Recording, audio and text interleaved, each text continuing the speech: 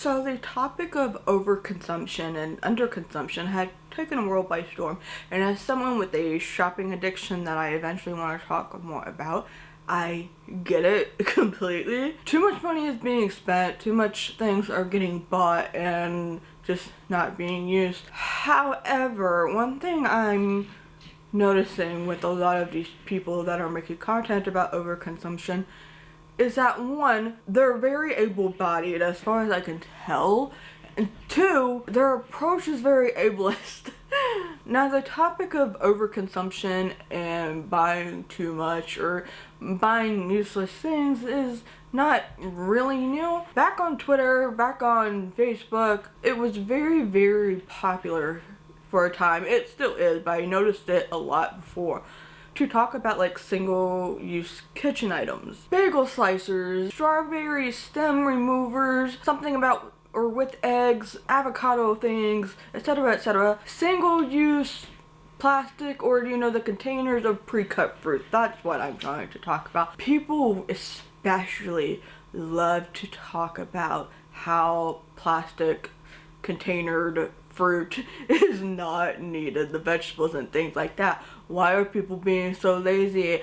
Just get the actual vegetable without the plastic wrap around it and cut it up yourself. And every single time a disabled person or a disabled group has to chime in and talk about the fact that, hey, these things are important. And then there's a back and forth, and it always almost ends up with the abled person saying something like, well, I'm not talking about disabled people, or I'm not thinking about disabled people. Here's the thing, you probably should be. And now the biggest thing happening right now is BookTube talking about how we don't need these single-use items for books like the Kindle page turner or a stand that you can put on your nightstand, like a clip, or on your bed, a pillow, thumb page holders that I've seen that I thought were really cool to have. I've seen about 3 videos already in the last week talking about how readers don't need this and that. They're useless, they're junk. Somebody's gotta chime in. Hey,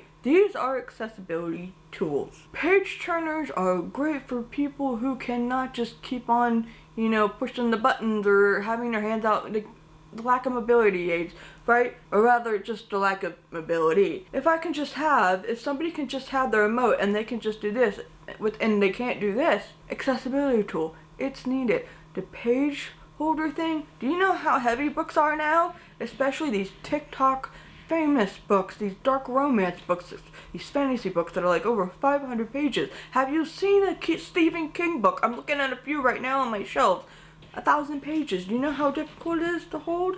And the books keep trying to close. That makes it so much easier on a hand. And the stands. If somebody is super cold, very, very fragile when it comes to the cold, and they need to be bundled up, they can have their remote in their hands and the Kindle or book or whatever on the stand, and they can be all bundled up, and all they have to do is push the buttons on the remote. Accessible reading. Maybe I should have turned this into 2 separate videos.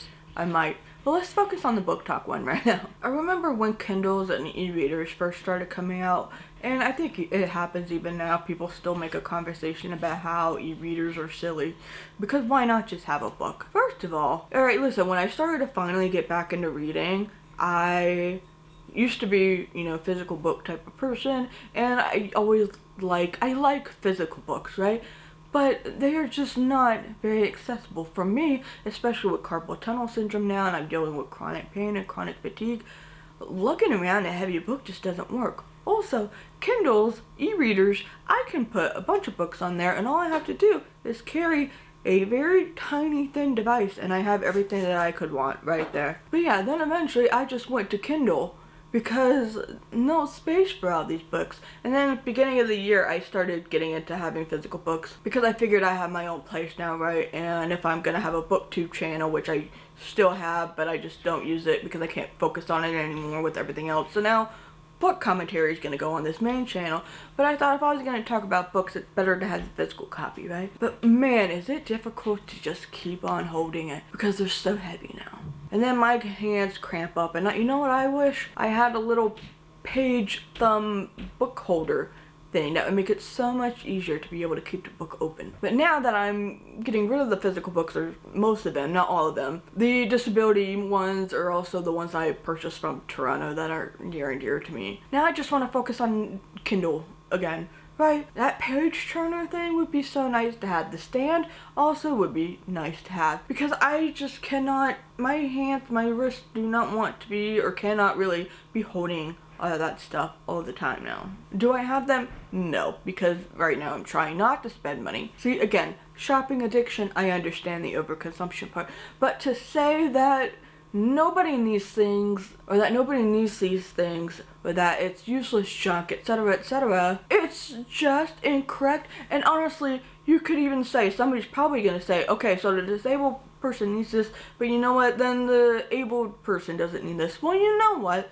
if the wrist is sore? Here's the thing about accessibility devices. Now, I'm not going to say that somebody said, hey, I'm thinking of this disabled person who cannot hold a Kindle or a book 24/7. Let me make a stand specifically for these types of people. But it doesn't negate the fact that it is an accessibility tool. And the more that able people buy these things, the more that non-disabled people buy these things, the more accessible it's going to be in terms of cost, in terms of access to actually getting it. Because here's the thing, things that are specifically made with disabled people specifically in mind. Hearing aids, these are $6,000. I got them for free from VR, but I think these are worth $6,000 total. Wheelchairs, regular ones are expensive. Electronic ones or scooter motorized ones are even more expensive. Canes, etc., etc. These things are so expensive because they are marketed directly towards disabled people. But the 3 a.m. infomercial stuff that we all would think, okay, this is very silly. Why do we have these things?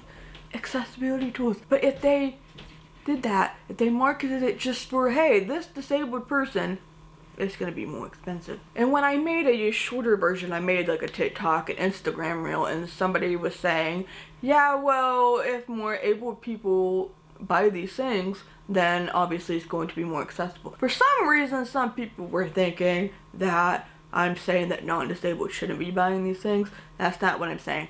Everybody should be buying these things. Now, if you don't want them, if you don't need them, if you don't think that you need them personally, then why waste your money, right? If you're not going to use it, why waste your money? But if it's something that's going to make your life easier, then so be it. There's a difference between buying one remote, one page remote, one stand, and buying 10 candles from Bath & Body Works, 20 shower things, right? I've seen the videos of refrigerator restocks, bathroom drawer restocks, where somebody's buying 20 different kinds of shampoos, 20 different kinds of soaps, body washes, etc. That's ridiculous. That is a level of overconsumption that we need to be talking about. Getting a remote page turner, getting a stand, this is an accessibility thing. Whether you are disabled or not, whether you permanently have carpal tunnel syndrome, a mobility issue, Kindles are great for people with various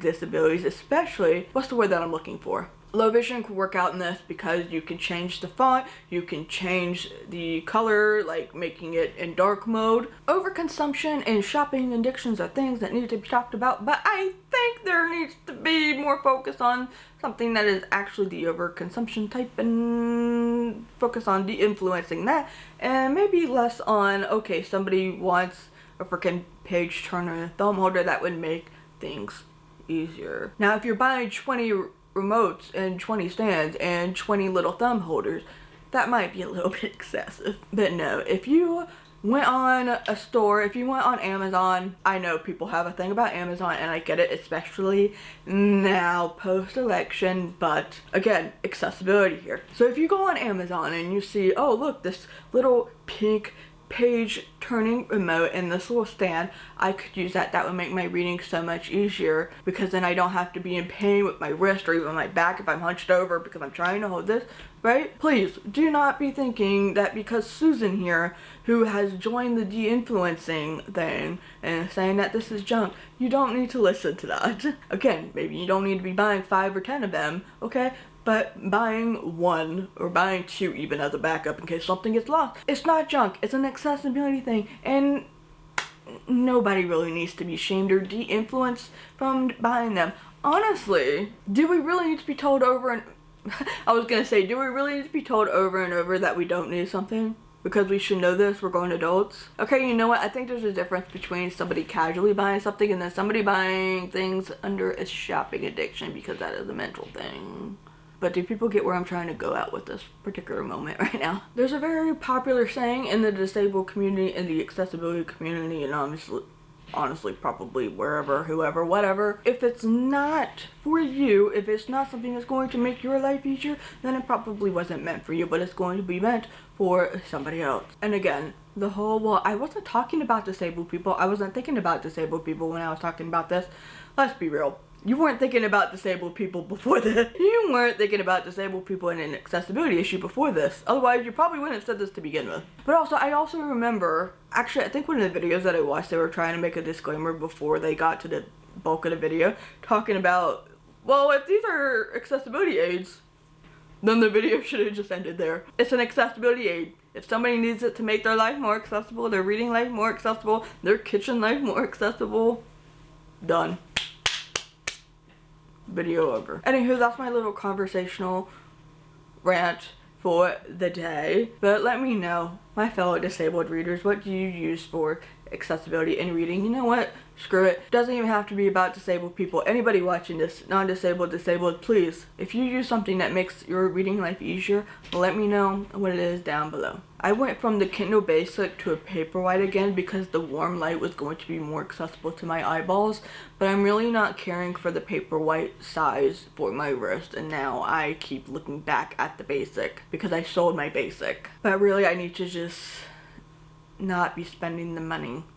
For more commentary about accessibility and things like that, if you would like to support the work that I do have a Patreon page. For as low as $1 a month, you get access to lots of exclusive content. Be sure to subscribe if you have not yet, because we talk about accessibility, disability, and other things on here quite often, and books soon. Thank you for taking the time out of your day to watch this video. I very much appreciate it, and I will see you later.